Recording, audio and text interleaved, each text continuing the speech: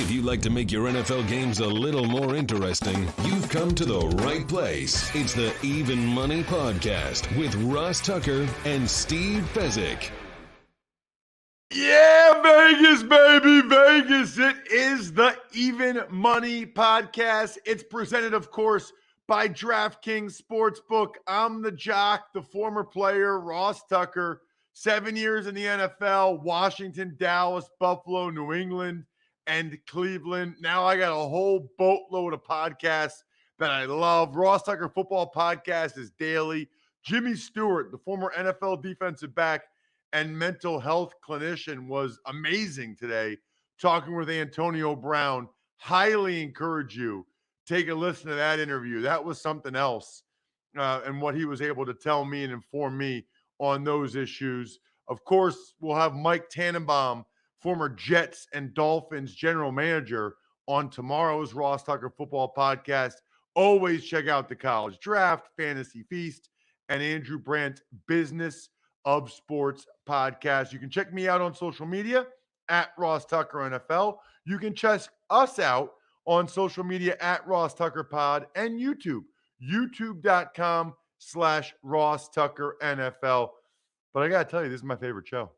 This is my favorite show because I love Steve Fezzik at Fezzik Sports, the only two-time winner of the Super Bowl of professional football gambling, the Super Contest at the Westgate. Plus, it's so fun to watch these games and knowing that I gave you guys the bets. Although, man, very surprised by the Patriots and the Cardinals not being competitive. That killed me. We will get into that momentarily. We also were able to come up. I only had 1 2-unit bet, Steve, and it cashed. That was the Niners. I guess I'll just give the summary now. I should mention, by the way, this is a really cool time of year because there's less games to go over, to recap, and to project. We get to some of your email questions. And you guys have good email questions, so keep them coming. As a reminder, if you take advantage of any of the sponsors that you hear on this show or that you see on rosstucker.com on the sponsors tab, your email question automatically goes to the top of the queue, and you're the next question asked. So go ahead, take advantage of any sponsors, and then send it to me, ross@rosstucker.com. For the week, Steve, I was down 1 unit. You were up 2 units. So for the year, I'm up 6 units. You are up tenfold of that, Steve. You are up 60 units. By far your best season since we've been doing this. Although you've had some great years, a lot of units up 30, 40. What do you attribute your success this year to, Steve? I've analyzed this very carefully, and the teams that I'm betting on, Ross, they're winning more this year. It's just variance. Oh, man. Steve, I was just about to put down, I thought you were going to say something wisdom. I was going to take a note on it to send it to our intern, Casey, to cut the clip for social media. Sometimes DraftKings even puts it on their social media. That's funny. I will say this, though, Steve. Need to get your opinion on this. I have mine. But I got an email and or a YouTube comment or tweet from a listener that was disappointed that you didn't make any bets last week against the spread for full games. To which I would say to that person, Steve is telling you what he is going to do because it's what he thinks will win him money. You know, this idea at times, Steve, that people want you to make a pick because they want to play the game. That's not what we're trying to do here. That's what a lean would be. And Steve leaned Bills, Bucks, Niners, Rams, which, by the way, all hit. Every lean of Steve's hit, by the way. But you're not going to make picks just to make picks for people that might lose that you don't feel good about. Yeah, well, think about it. When we taped last week, the Bucks were 8. Could have laid 7. 7, fine. The Rams were my game of the year when it went to -3. You want me to give out -4? That's bullshit. No, you get the very best of the number. I knew money would come for Arizona. I waited, and then I gave it out when it went to 3. If you want picks, hey, there's plenty of pretty girls and good-looking guys giving out picks and doing a really nice, entertaining show week after week. They don't win, but it's a joy to watch because it's so entertaining. So follow them. You want to win? Come here, and I'll tell you how pros actually win, and they're disciplined, and they don't take stupid numbers in their bets like Rams -4 when they know they're going to get Rams -3. I love it, Steve. I love when you get fired up. It's such a good point.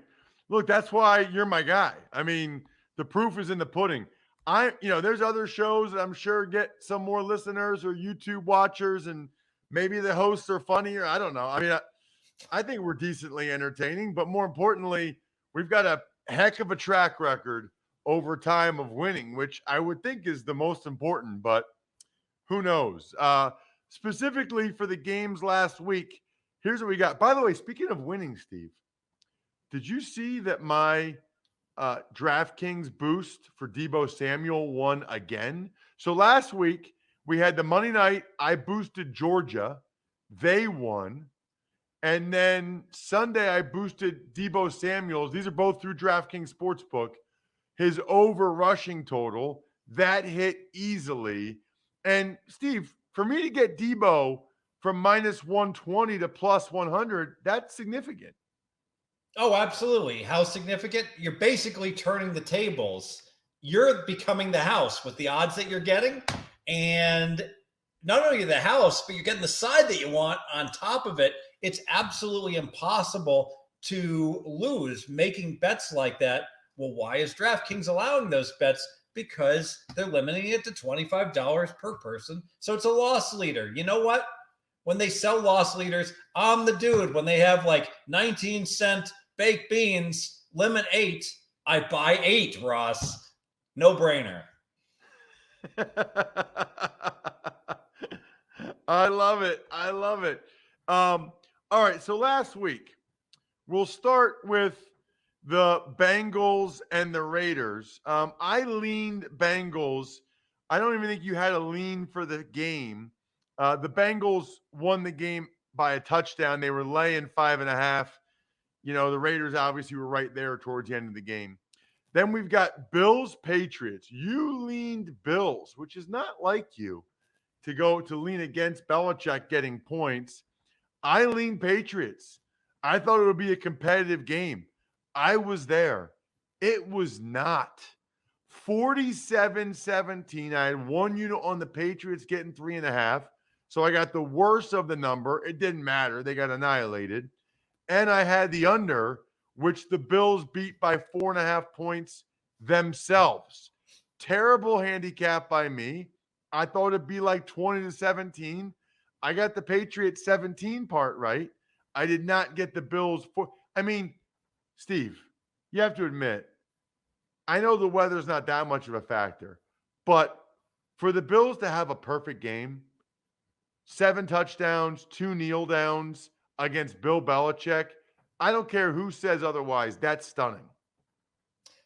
And I think the weather was a huge factor. In fact, anyone who disagrees with me and thinks I'm just shouting at the rain and the snow, I want you to book a flight down to Miami and run a marathon or a 10K or a quarter mile, whatever you can muster, and time yourself in 78 degrees heat and humidity. And then I want you to fly up to Buffalo and do it 1 week later. You know what? I'm pretty confident that is not going to be a favorable situation for you to have to deal with those two contrasting weather differentials of 75 degrees. Eagles, Bucks. I leaned Eagles getting the 8.5. You leaned Bucks. Another game that was not really competitive. Final score ended up being 31-15, but clearly the Bucks were up 31-0. Niners, Cowboys. My only 2-unit bet. I had the Niners getting 3. They won outright 23-17. They were the better team. You leaned that way, Steve. Maybe like you, I should only do 2-unit bets because that means I really believe in it. And those are the ones that obviously have a better chance to hit. Cowboys made a game of it late. Niners were clearly the better team. Cowboys are a horrendously coached football team, Steve. Yeah, we talked about it just last week about McCarthy. How many mistakes is he going to make in the final 2 minutes? I am just amazed. This guy, he stinks. And here's why he stinks. After the play call, which is horrendous, goes awry, he blames this, that, the other thing, says it was an analytics play call, should have had enough time to spike the ball. Mike McCarthy has never seen the 2013 Wisconsin-Arizona State game, where with 18 seconds left, Wisconsin took a knee so they could spike the ball and win the game. They never got the playoff, Ross. Things happen. Big, ugly dudes on the defense hold guys up. They fall all over the ball. It delays the spotting of the ball. This happens all the time. Anyone who's watched any football games knows there's not enough time. Everything has to go perfect. Think about it. If the defense knew, they could have just held up Prescott. Sea of humanity. Guys' bodies flying. By the time they unpile everyone, get the ball spotted, they're an underdog to get another playoff. McCarthy, no idea what he's doing, but that's okay. You just have to hire someone to tell him what to do with the play calling. Nope. Keep steaming ahead like he's always done, going to buffets, getting massages. Bad coach. Steelers, Chiefs. I lean Steelers getting the 12.5. You did the Chiefs first half -7. I think it was 7-0 Steelers at the end of the first quarter, Steve. I mean, it was not looking good for your first half bet. And then the Chiefs just turned it on, and it was like they pulled away 21-7 at halftime. Your only 2-unit bet last week cashed. And if you had Kansas City -7, you were in trouble, but you were okay for most of that first half where you never said, boy, I'm dead. And the Chiefs got the ball, game tied, looked like it might be the final drive of the first half, and they scored with a few minutes left and then got another touchdown at the very end of the half. But the point is, pros lay 7 first half. They don't lay 7.5. They lay 7, a close 7.5. That's the difference long-term between winning and losing, is getting the very best of the number. That first half could easily have flopped 14-7, landing on the number that we bet on. Finally, the game I was at last night on the sideline, very disappointing. Cardinals, Rams. I had 1 unit on the Cardinals. They lose 34-11. They were getting 3.5 points. Honestly, it wasn't even that competitive. Very disappointing. For the week, I was down 1 unit. You're up 2. I'm up 6 units for the year. You are up 60. We did not have any best bets last week, so we remain 35-17-1 at 66% year to date. Speaking of year to date, make sure your battery is up to date at America's #1 battery destination, AutoZone. Why are they #1? Well, they got proven tough Duralast batteries, which is awesome. The thing I like for this time of year, they got free battery testing and charging. Sometimes you might think your battery's the issue. It's really your starter, your alternator. Last winter, my car was dead when I got to the Philly airport. Don't let that happen to you. AutoZone has free battery charging, so if you simply need a charge, they can help you with that too. Look, the proof is in the pudding. Next time you're in need of battery help or to get your battery ready for harsh winter weather, start at AutoZone, America's #1 battery destination. Get in the zone. AutoZone, don't get stranded in Wendover, Nevada. I've had multiple people on YouTube or email say they laugh every time you name a city for where to not get stranded. They love that. All right, Steve, let's get to the divisional round. The Bengals are getting 3.5 points from the Tennessee Titans. Total is 47. So power rating wise, I make this game 2.5. So I should be betting the Bengals big. Not going to do it, Ross. I think the situation spot is terrible. The Bengals look bad against the Raiders. They really struggled in that game. Carr was right there with a chance to bring that game into overtime. Bengals got injured across the defensive line, and now Derrick Henry is going to come back and run all over them. A rested Titan team that really has been coasting along for the last 6 weeks. The situational spot is so good for Tennessee. Even though the power ratings say Bengals, I would lean Titans. I'm going to lean Titans as well. I would never. Is it fair to say, Steve, like in my mind, I would never lay 3.5. Like I would never lay 3.5. I hate that number. I'm going to lean Tennessee. I think they'll cover, but just the 3 and a hook bothers me. This is really important. You're correct. You should never, ever lay 3.5 and early in the week. And the reason being is that asymmetric risk. Who cares if it goes up to 4.5? Then lay 4.5. It's almost the same thing. But if it goes to 3, you feel like a complete and utter fool to have laid 3.5. It's such a huge difference. So you wait. And you know what? If a 3 never materializes, if the line goes up later in the week, fine. Lay 4 at that point or whatever, or lay 3.5 right before they kick off.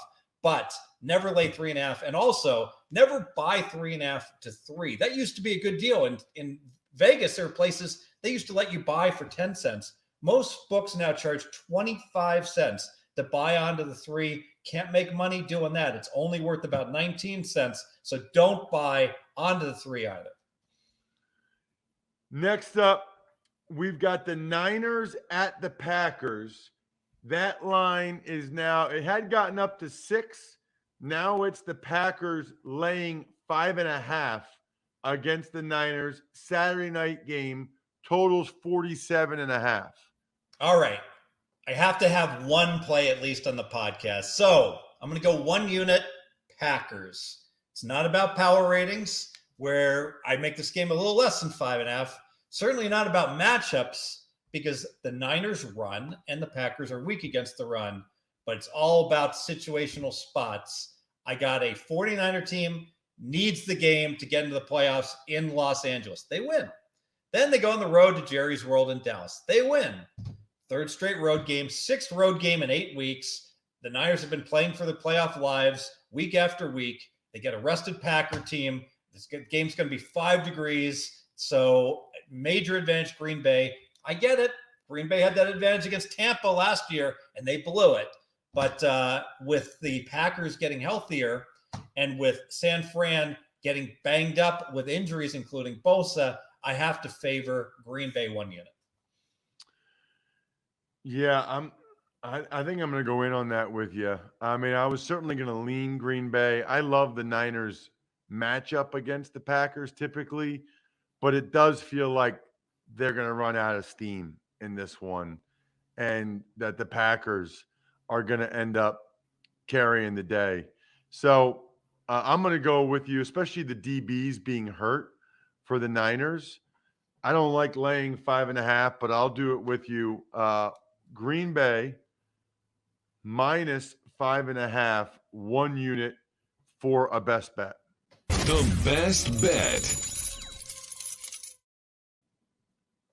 Man, the Niners have had a good thing against the Packers, but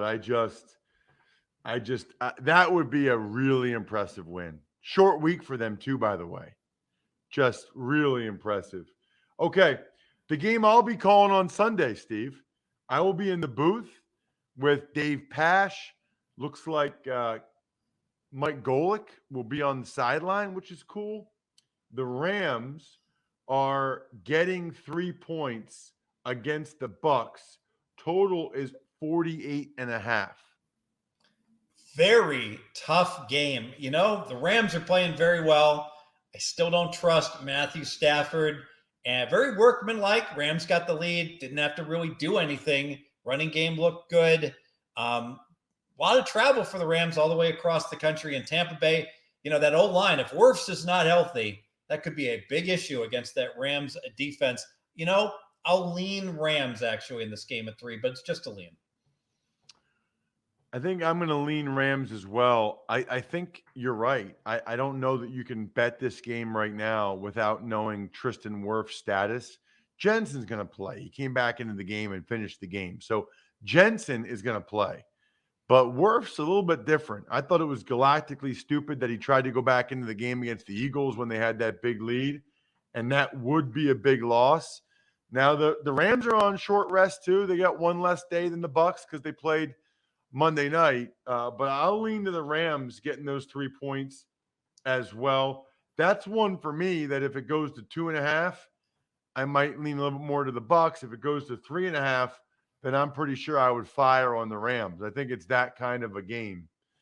Let's get to the Bills and the Chiefs. This number at DraftKings Sportsbook at 2:22 p.m. Eastern is now down to 2, Steve. It's now down to 2, which means if you did the open-ended teaser at some books last week for the Bucs from -8.5 down to -2.5, you could pair it with the Bills up to +8.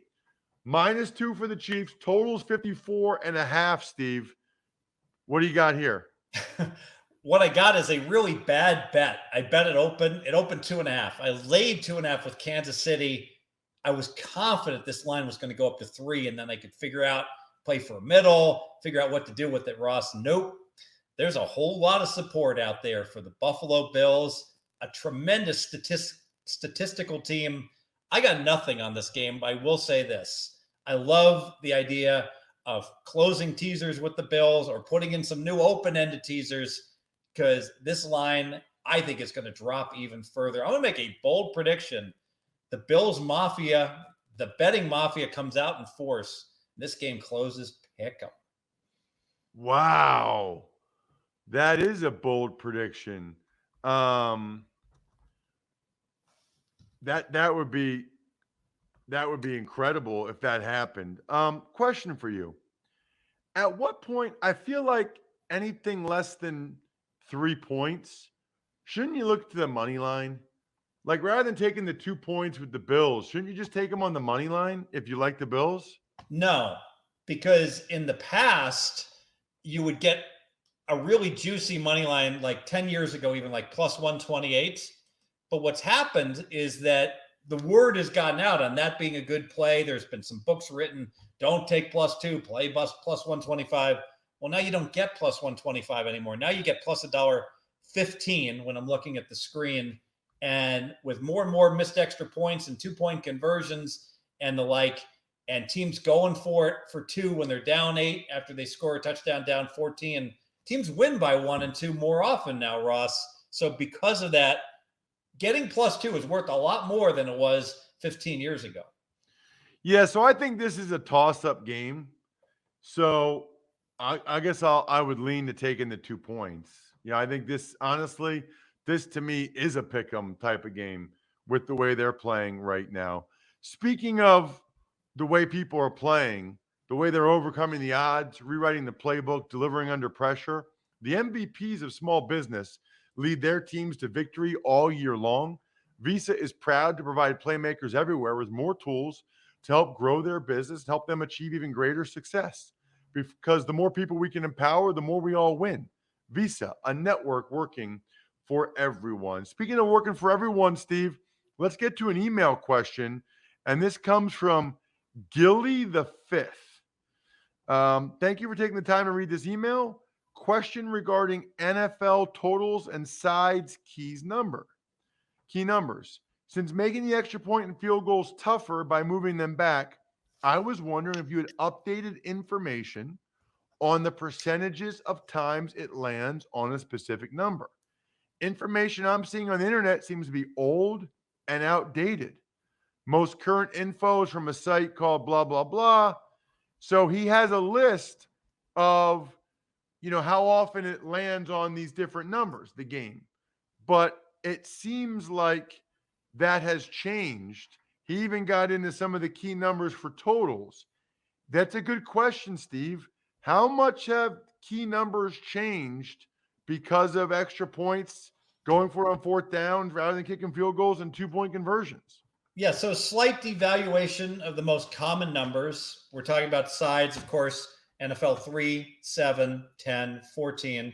Totals, NFL 37, 41, 51. All those numbers become less likely. Bottom line is, it's the only NFL total that I would buy on or off is the 37 because 20-17 is such a common final score. I believe, I'm not 100% sure, I believe it's SBR, I think, which stands for Sportsbook Review, has a calculator that you can put in both betting options and it will tell you which one is the superior one. So I would direct you to them. I assume that all their numbers are up to date. Love it. Make sure you check out this man on social media at Fezzik Sports. That's how you can find out other places you can see Steve. Again, that's at Fezzik Sports, only at Fezzik Sports. I'm at Ross Tucker NFL. We are at Ross Tucker Pod on social media. You should definitely check out at Ross Tucker Pod because we post the best highlight clips from the other shows there, as well as youtube.com/Ross Tucker NFL. Other than that, good luck, everybody. Hope you guys win some money. Thanks for listening to the Even Money Podcast. Make sure to also subscribe to the Ross Tucker Football Podcast, The Fantasy Feast, Business of Sports, and the College Draft. All available at Apple Podcasts, rosstucker.com, or wherever podcasts can be found. A lot of times on the show, I mentioned DraftKings. Here's what you need to know. You got to be 21 or older, New Jersey, Indiana, or Pennsylvania only. New customers only. Restrictions apply. See DraftKings.com/sportsbook for details. Gambling problem, call 1-800-GAMBLER, or in Indiana, 1-800-9-WITH-IT. By the way, if what I was talking about included a deposit bonus, doesn't always, sometimes it does. Deposit bonus requires 25 times playthrough, and deposit bonuses are paid out in site credit.